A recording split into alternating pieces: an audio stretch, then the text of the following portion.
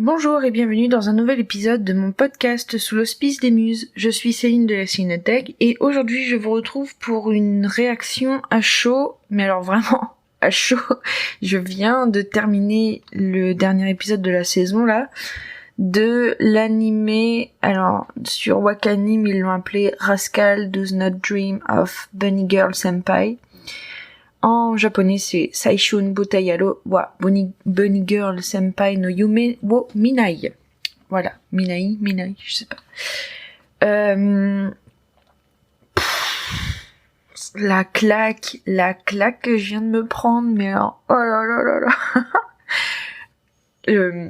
Pour vous dire, là, donc je viens de terminer le dernier épisode et j'ai pleuré, mais genre, toutes les larmes de mon corps. Mais alors, c'est pas dramatique, c'est pas, enfin, encore que, j'en sais rien, je saurais pas vous dire, mais moi, en tant qu'hypersensible, j'ai trouvé ça hyper dramatique, là, le dernier épisode, là, c'était, laisse tomber, quoi. Mais c'est pas tellement dramatique, en fait, mine de rien, ça se termine pas si mal. En fait, les personnages sont ouf. Les personnages sont magnifiques, sont super bien écrits, du coup, j'étais complètement dedans, j'étais complètement dans l'anime et j'étais complètement transportée et je me suis laissée complètement, être prise dans la vague. En fait, j'ai commencé cet animé parce que je suis dans ma période de nostalgie de la mélancolie de Haruhi Suzumiya, donc et de Lucky Star. Donc pour tous ceux qui connaissent ces deux animés-là, surtout ceux qui sont fans de la mélancolie de Haruhi Suzumiya, cet animé il est fait pour vous là. Seishun Butayaro wa Yume Miru Shoujo no Yume wo Minai. Il est fait pour vous. C'est vraiment, enfin,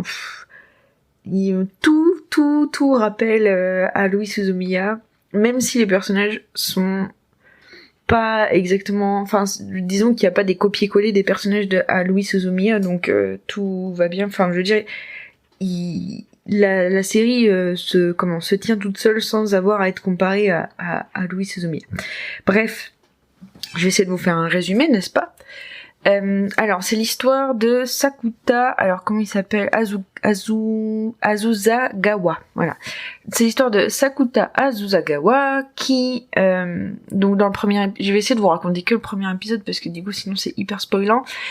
En fait, il est au lycée et un jour il est à la bibliothèque et il y a une fille qui se promène en costume de Bunny Girl. Le même costume que dans Haruhi Suzumiya, mais bon, il faut pas que je le dise, enfin, bref. Et donc, la fille se promène dans la bibliothèque en costume de Bunny Girl, et donc, bah, évidemment, il est étonné. Et donc, il se lève, il la suit, et il vient lui demander, pourquoi tu te promènes dans la bibliothèque en costume de Bunny Girl? Et alors, dès les premières secondes, il y a l'alchimie entre Sakuta et Mai. Donc, la fille s'appelle Mai Sakurajima. Il y a une alchimie entre ces deux personnages qui est juste extraordinaire. Franchement, je suis vachement admirative de la manière dont ils ont géré les caractères de ces deux personnages et la manière dont ils sortent pas mal des clichés, je trouve, tout en étant casables dans une case. Enfin, je veux dire, Mai Sakurajima, c'est une tsundere, donc ces personnages qui font semblant d'être méchants, enfin pas méchants, mais sévères, stricts, austères et tout, mais qui en fait, qui cachent leur amour derrière des pics et des réactions de colère. Je définis très mal ce qu'est une tsundere. Si ça vous intéresse, tapez ça dans Google, Tsundere. Ah là là, bon, j'en étais où? Ah oui, donc, j'ai beaucoup pleuré, donc mon cerveau ne fonctionne pas ultra bien, donc ça va peut-être être un peu laborieux. Bref, et donc c'est en fait du coup il va être intéressé de la situation de cette fille parce qu'en fait il se rend compte, enfin d'ailleurs elle lui dit, je sais plus, bref, il se rend compte que il y a énormément de gens qui ne la voient plus. Et donc en fait ça va plus ils vont avancer dans le temps et moins il va y avoir de gens qui vont la voir. et le truc c'est que c'est une célébrité. C'est une ancienne actrice célèbre qui s'est retirée de l'industrie du cinéma à cause d'un désaccord avec sa mère, mais ça on le voit après.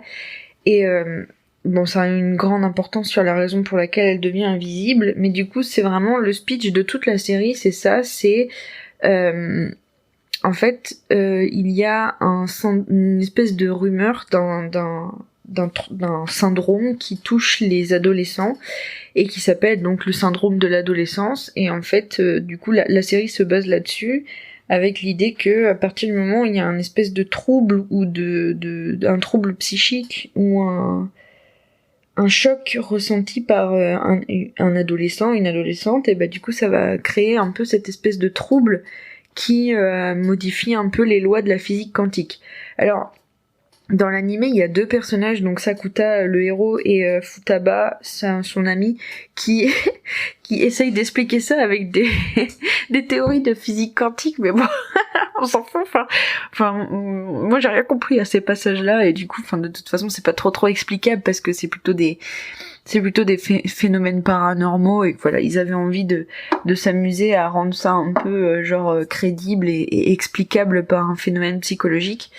Et mais du coup la série elle est hyper touchante parce que à chaque fois qu'on rencontre un personnage qui est atteint de ce syndrome, ça veut dire qu'il y a quelque chose qui va pas, et du coup ça les rend vulnérables, et ils sont magnifiques dans leur vulnérabilité. Et le héros, incroyable. C'est alors la dernière fois que je faisais un épisode pour vous dire ma réaction à chaud sur Après la pluie, je vous disais ouais Masami, je sais plus comment il s'appelait. Bref, meilleur personnage masculin de toutes les séries que j'ai vues et tout. Bah là, Sakuta, meilleur personnage masculin de toutes les séries que j'ai jamais vues. Après Kion évidemment, pour ceux qui ont regardé à Louis Suzumiya. Mais non, ouais, Sakuta. Du coup, en gros, c'est le personnage qu'on suit dans toute la saison, et en fait, le gars a décidé d'aider les gens qui ressentent ce syndrome, et du coup, c'est pour une raison tout à fait liée à ce que lui a vécu.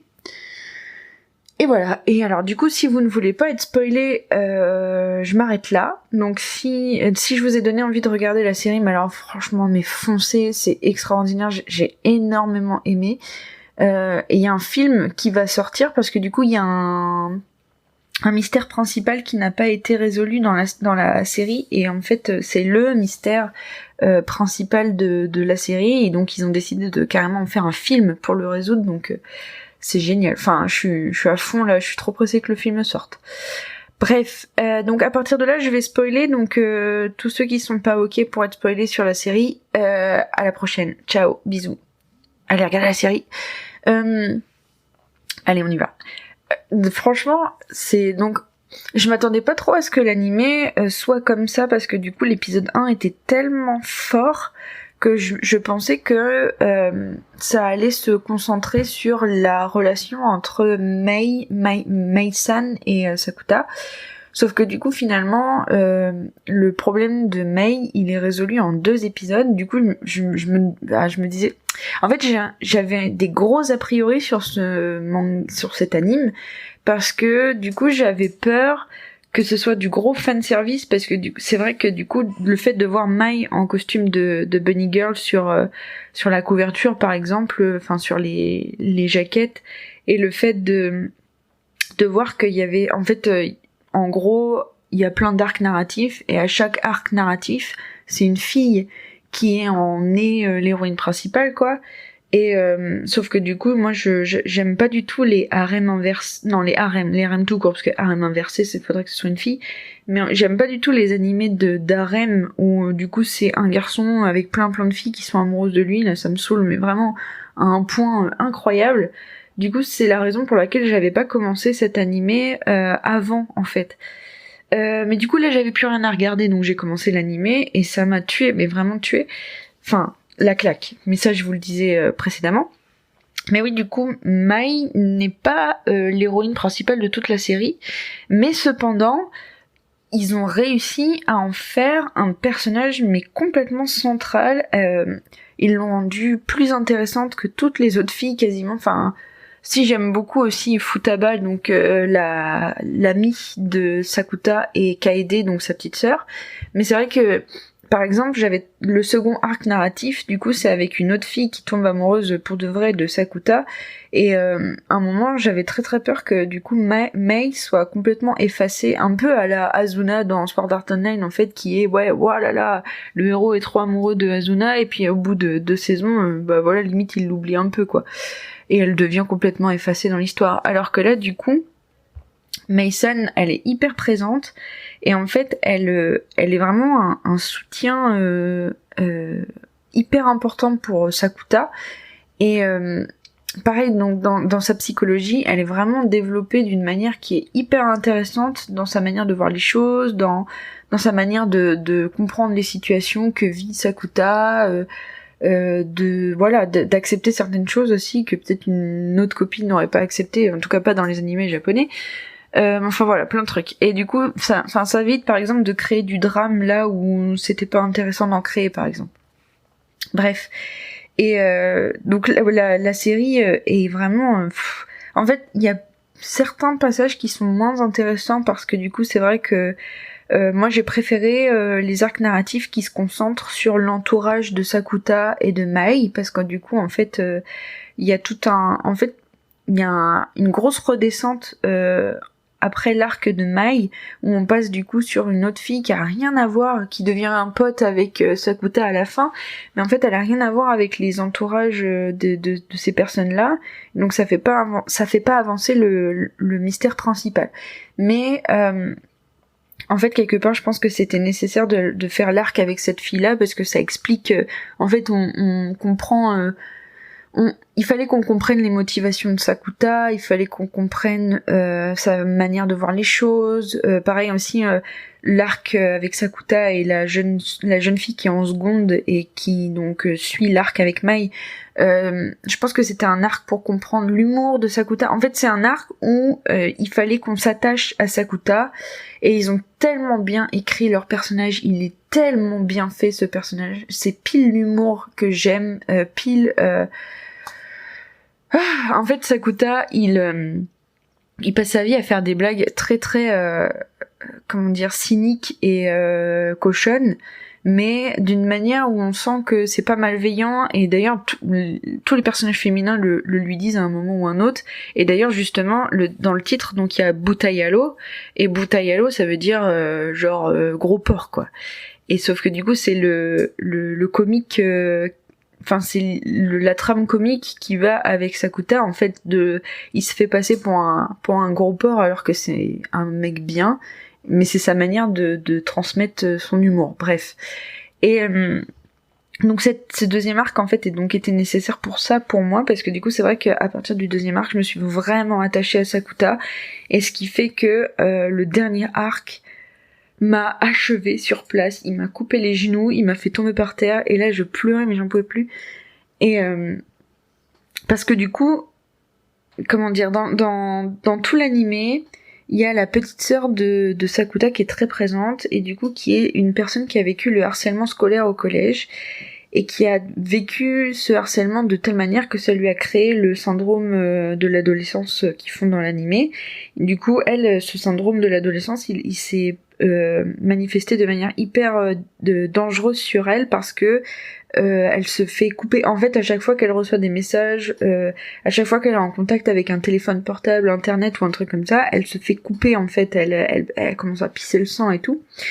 C'est pas gore, hein, vous inquiétez pas, il y a pas de scène gore et tout. Et d'ailleurs, Sakuta, en fait, son syndrome de l'adolescence à lui se déclenche après le harcèlement de Kaede, et du coup, il va à l'hôpital parce que il a une énorme griffure sur le torse, et du coup, en fait, c'est la matérialisation de son sentiment de regret par rapport au fait qu'il a pas été capable de soutenir sa petite sœur. Bref, et du coup l'animé, je pense le support d'origine et tout, doit être pareil, mais ils ont vachement bien géré les choses, parce que l'arc de Kaede, il est géré à la fin de l'animé et non pas au début. Alors que on est conscient du problème de Kaede depuis le début et que on voit très bien, en fait on la voit très bien évoluer et on voit très bien aussi Sakuta évoluer par rapport à ça. Ce qui fait que quand l'arc de Kaede nous tombe dessus, en fait, on s'attend pas à être surpris ou étonné. Et sauf que eux, ils te prennent cette situation-là, ils te prennent ton petit cœur, ils te mettent une pincée de petites informations que tu n'avais pas eues depuis le début, toi qui croyais avoir compris toute la situation et tout, ils te mettent une pincée de retournement de situation et de petits trucs comme ça et tout. Ils te déchirent ton personnage principal qui passe tout un épisode à pleurer et à courir sous la pluie, et ton cœur est pressé et tout le jus de tes sentiments est extrait dans le presse-agrumes et toi tu pleures.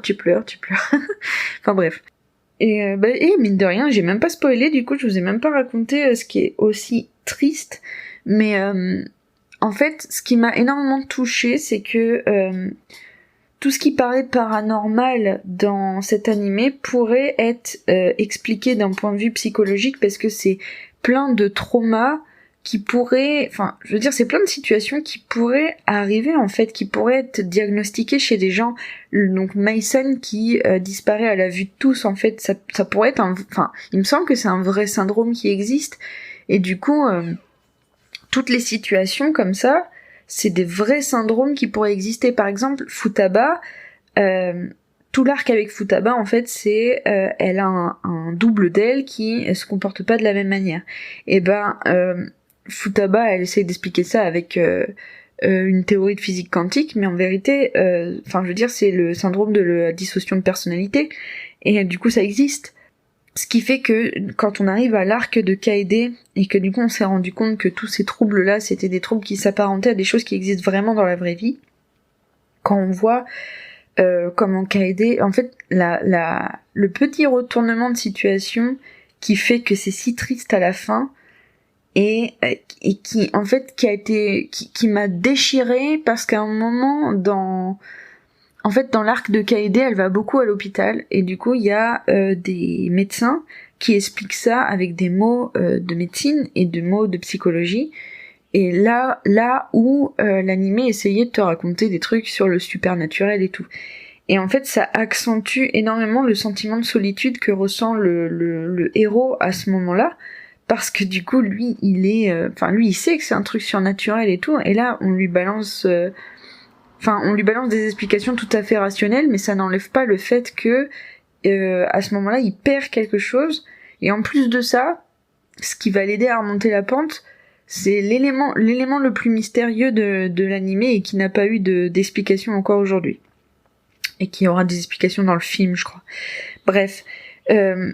Mais ce qui fait que, du coup, on est encore plus happé dans ce que vit Kaede, en fait, et ce que vit Sakuta avec Kaede, parce que du coup, c'est vrai que ça crée une situation où en fait, Sakuta, il a passé 2 ans à aider Kaede et à guérir Kaede de sa solitude, parce que du coup, j'ai pas envie de vous spoiler le petit truc de la fin, mais du coup c'est compliqué de vous expliquer.